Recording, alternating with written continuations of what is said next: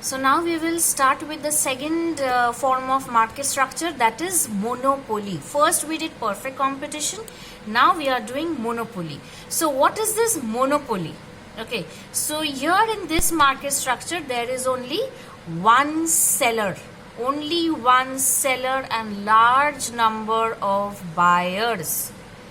That means the product is unique. When there is only one seller, the product is unique.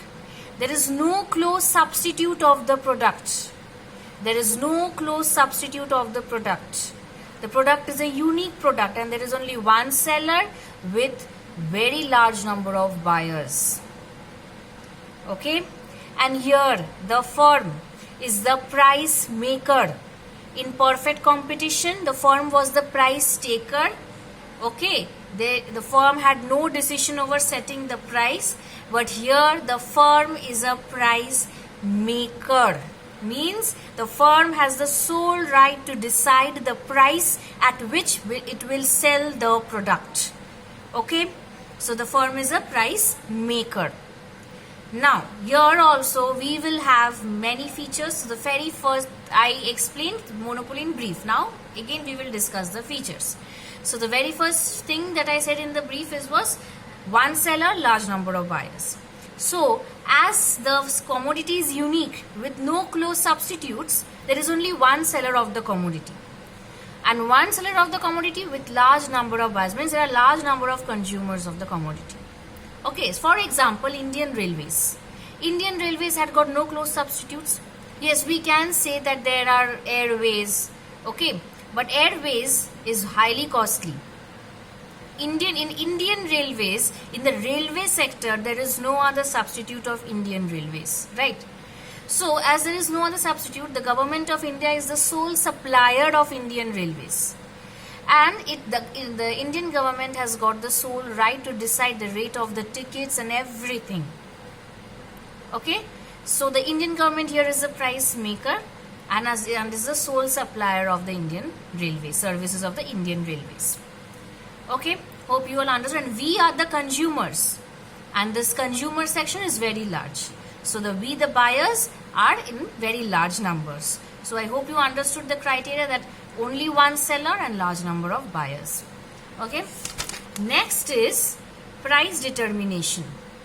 Under this price determination, what did I say? That the seller has got the sole right to determine the price. He is the price maker.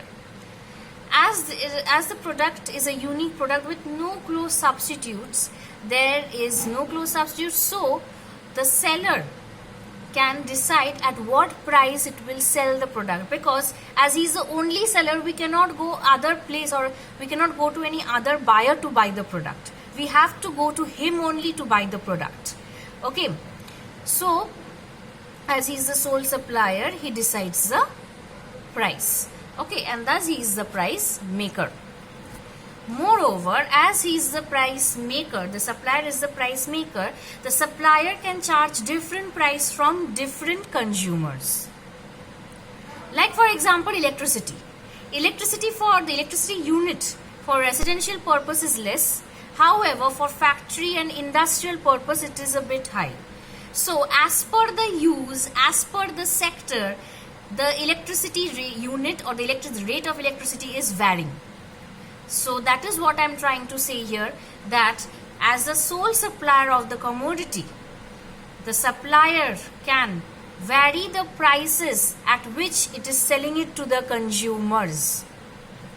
Okay, it may vary the prices at which it is selling to the consumers from place to place and from use to use. Okay, next is full control over the price. As a monopolist is the sole supplier of the commodity, he has got the full control over the price of the commodity. So he has full control over the price. Why? Because he is the sole producer and the sole supplier of the product.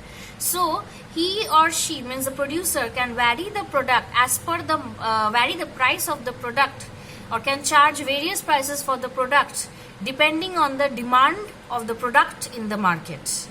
Depending on the demand for product in the market, the producer or the seller can vary the price. Okay, suppose if the demand is high for the product and the producer knows he is the sole supplier, and even if he charges a higher price, the people will buy. So in case of high demand, he will charge a high price, and in case of a low demand, if in the market the demand is low for his commodity, for his unique commodity, then he will charge a lower price because he knows that the demand is not much in the market and people will not buy at a higher price. So he will charge a lower price. Okay, so depending on the market, as he is the sole producer and the sole supplier, the producer can vary the price. Okay, so thus the producer or the supplier has a full control over the price. Next is the slope of the demand curve. ठीक है? Now the demand curve is, the demand curve is downward sloping. Okay, now you may ask that why here we are showing two demand curves. That I am going to explain in the next video.